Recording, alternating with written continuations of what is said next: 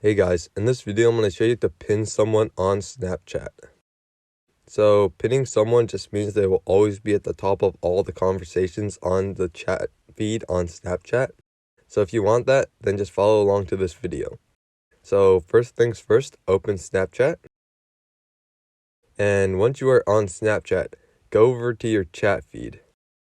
And find the person that you want to pin at the top of all your chat feed.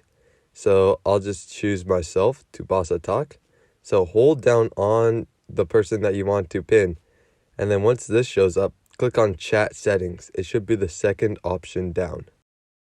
Once you click on chat settings, these options should come up. You want to choose pin conversation. It should be the second option down. Once you do that, a little pin will appear next to that person's chat. So that's how you know that they are pinned.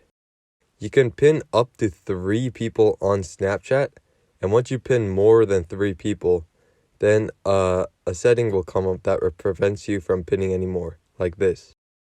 As you can see, when I tried to pin more than 3 people, it doesn't allow me. So that's how you do it. You can only pin up to 3 people, but I hope this video was helpful. If it was, I'd really appreciate a like and subscribe.